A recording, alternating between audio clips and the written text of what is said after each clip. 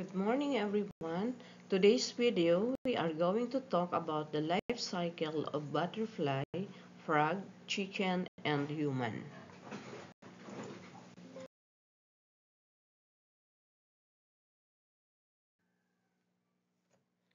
Butterfly life cycle. A butterfly goes through 4 stages in its life. It all starts with an egg. From that egg hatches a tiny creature called a caterpillar, or the larvae stage. Caterpillars love to eat plants and they grow quickly. When they're done eating, caterpillars create a case called a chrysalis, or the pupa stage. Inside the chrysalis, the caterpillar changes into an adult butterfly. Once the transformation is complete, the adult butterfly breaks free from the chrysalis. Now it can lay eggs and start the life cycle all over again.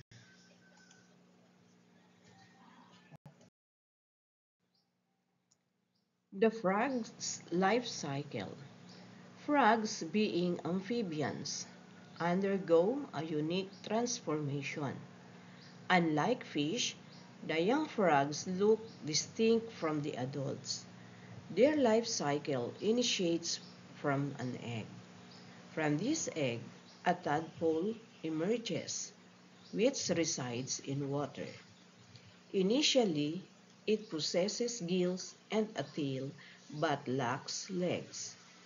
Gradually, the tadpole develops into a froglet with legs, ultimately losing its gills and tail. Over time, the froglet transforms into an adult frog. These adult frogs lay eggs, thus marking the beginning of a new life cycle. The life cycle of chicken or bird. Birds, including chickens, begin their life cycles from eggs. A young chicken, known as a chick, looks similar to an adult chicken.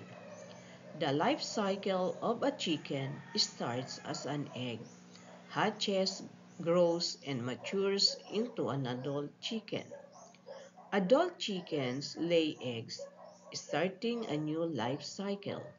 Birds, like the bird of paradise in Cassowary, have similar life cycles to chickens. In various bird species, life begins with an egg. A newly hatched bird is called a hatchling. During growth in the nest and while being cared for by parents, the hatchling is called a nestling. Once it develops flight feathers and is ready to leave the nest, the bird takes its first flight, becoming a fledgling. When the fledgling or juvenile reaches full growth, it becomes a mature or adult bird.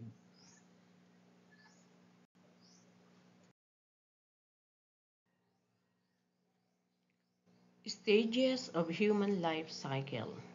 Stage 1, fetus in the womb. A baby begins as a tiny thing when a mother's egg joins with the father's sperm. Inside the mother's tummy, it grows into a little human shape. We call this the fetus.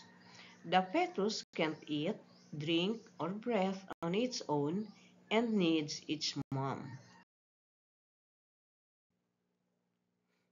Stage 2, baby. After about 9 months, the baby is born. Babies at this age are called infants. They can talk yet, but they can cry, eat, and let you know when they're hungry or uncomfortable. Moms usually feed them with milk. Stage 3, childhood. Babies grow into children who learn to crawl, walk, talk, and do more things. They make friends, read, write, and become more independent.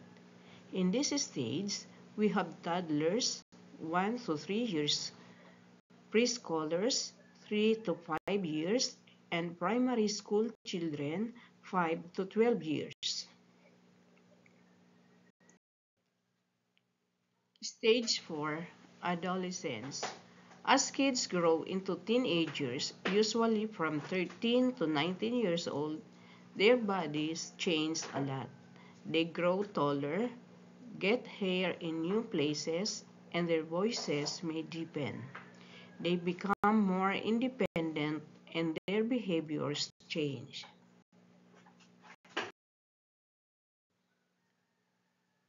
Stage 5, adulthood. People from 20 to 65 years are called adults. They can have families and continue the life cycle. We can split adults into young adults, 20 to 36 years, middle-aged adults, 36 to 55 years, and older adults, 55 to 65 years.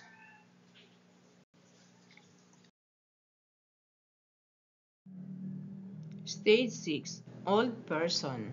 When a person reaches 65 years, they are called an old or elderly person. How long someone lives can vary, but it usually depends on their health. Some people live beyond 100 years, while others don't. The human life cycle comes to an end at this stage.